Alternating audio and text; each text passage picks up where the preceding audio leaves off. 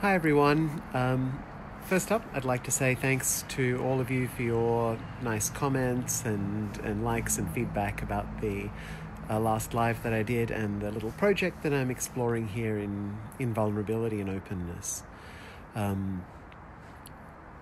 This isn't the next installment, but as I was writing up my answer to publish as part of a blog post as well to accompany the live, I realized that I'd missed a big opportunity, and that if the goal here really is to be vulnerable and open, then talking about a personal boyhood hero certainly gave me an opportunity to talk about a vulnerability as well. And I didn't do that in the live yesterday, but it kind of came out as I was writing up the blog version, and so I'd like to talk a little bit about it now.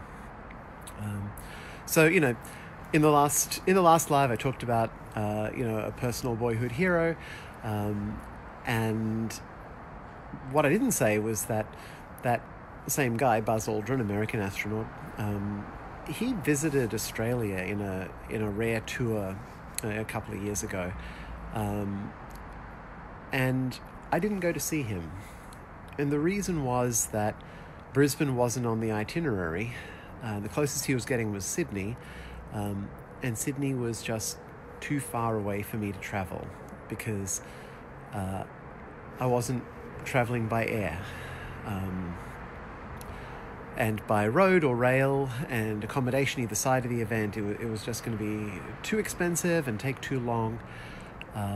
And so I missed that opportunity, as great as it was. So this is something I made a lot of progress on over the last 9 or 10 months, to the point where I am flying these days. But as recently as late last year, I had traveled internationally in my life only once as an adult, which surprised a lot of people who know how much I love history and arts and culture and language and all these things, and to realize that I'd kind of been, for almost my whole life, confined to a small corner of southeast Queensland, was kind of surprising. And I think, prior to late last year, the previous time I'd flown even domestically was something like 10 years ago. And why? Well, when I would reveal to people that I didn't fly, they would usually assume that it had something to do with fear of flight or fear of flying. And that's absolutely not true, because I don't have that fear at all. In fact, I love it. I'm an aviation geek. I love planes. I love being in them. I love being around them. I like looking at them. I like spotting them as they fly overhead. It's very sad. But it's the airport security. It's the thought of going through a security checkpoint that would freak me out for a couple of reasons. So, number one, I have had, a fairly major anxiety and fear around authority figures of any kind. That's a real challenge for me. And in particular, and combined with that in the airport setting, I was afraid of the prospect of perhaps being patted down by security. And so here's the reveal. Here's the vulnerability that I was talking about. So I live with body dysmorphia, and what that means for me is that my body, my physical appearance, my body image can cause me a lot of distress from time to time, and it's impossible to know what will trigger it. I can be fine, and then I'll catch my reflection in a mirror, and those of you who know, I do a lot of physical activity around mirrors. My chosen physical activities are around mirrors, a lot of them. So I'll catch a reflection, or I'll catch a photo of me, and sometimes, without warning, it'll make me feel really terrible for minutes or hours or rarely days, it will really, really distress me. And so one of the other things that fuels is that the prospect of somebody touching my body, someone other than somebody I really, really, really trust, is horrifying. Because it's not a body I'm comfortable with. I still wrestle with that, and so for basically a stranger, and potentially a threatening stranger in an airport, patting me down, was enough to keep me well away from air travel. Now, I've made a lot of progress on this. I have a wonderful psychologist who I work with and I'm still working with, and who really equipped me to make a lot of improvements in this area in the last 12 months. And part of that has been just preparing myself and thinking through the scenario and planning, like, okay, if this happens, then how will I deal with it? But as recently as December, when I made my second international trip as an adult, my first international trip in like 14 years, it was for work.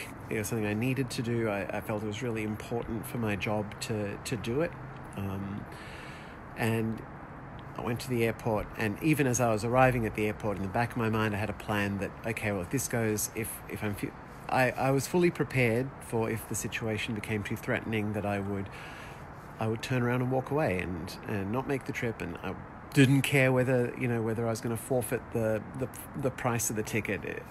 It didn't matter to me. And so, but I did it. I got through security fine. There was a moment which I did. It felt for a moment like all my worst fears were coming true. So to set the scene,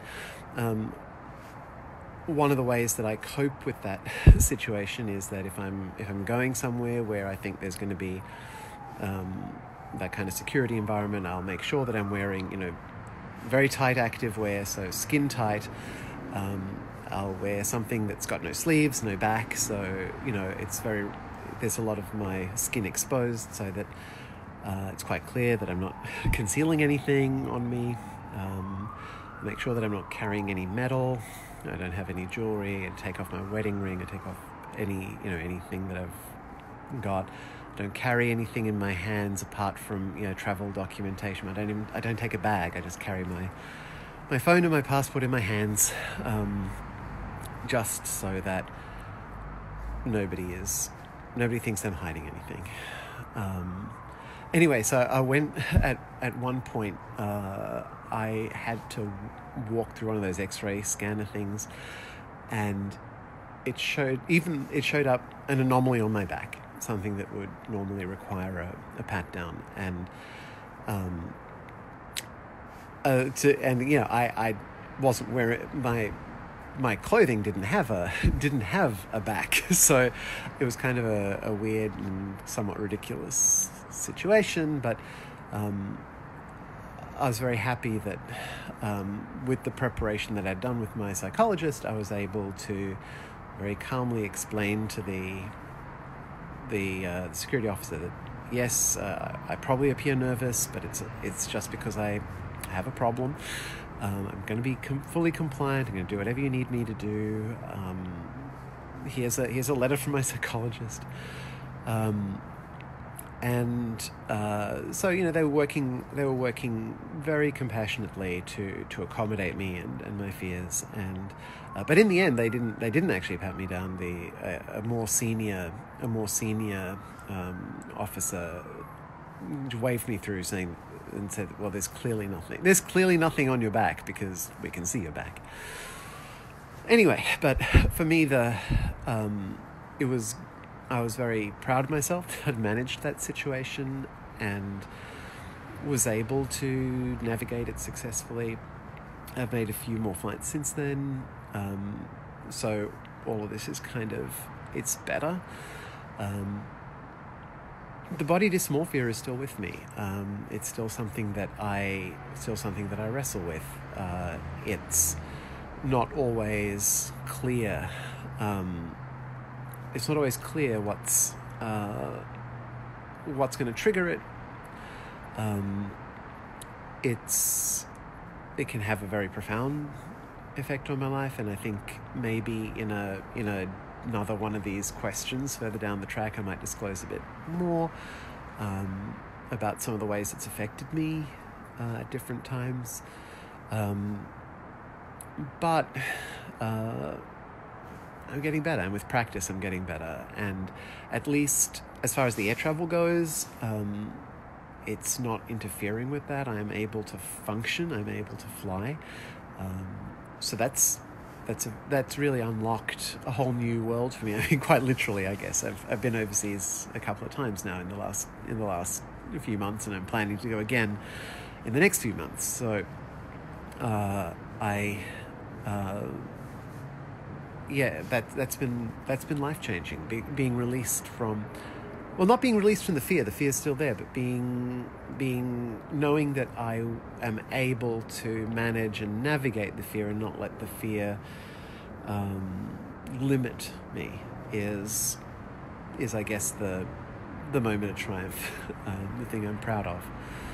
So yeah, it was thinking about, coming full circle and thinking back to that talk a few years ago.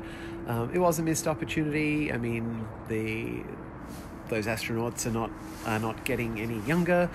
As I said, I noticed that like out of the 12 people who've walked on the moon, there's only 4 left alive. These guys are all in their 80s and more, and they're moving on. And I don't know whether I'll ever actually get to meet a moonwalker, maybe one day. And I'm very sorry that I missed that talk all those years ago. But it's something that, I think, if an opportunity like that presented itself now, I wouldn't be limited. I would be able to go to that. I'd be able to,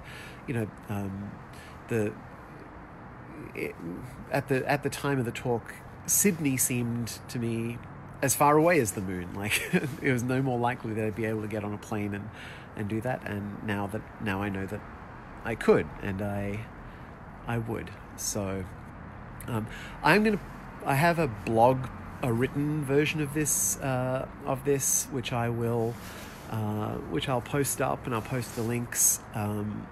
Again, this is an exercise in vulnerability and openness. I hope I'm seeing some lovely comments coming in. So thank you, Haley and Emma and Hannah and Delia. There's some lovely things in the comments here, and I'm very grateful. And if this has been helpful, then I'm glad. And if it inspires you to greater vulnerability and openness and authenticity, then I hope that that's valuable as well. Please jump on the comments. Please get in touch.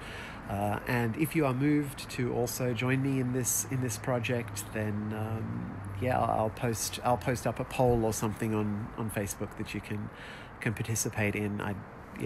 I'm just happy to let this evolve. So I won't prolong this any longer. Thanks to everyone who's watched or is watching, and I'll check in again soon with part 2. And in the meantime, watch out for the blog and the poll. Okay, bye for now.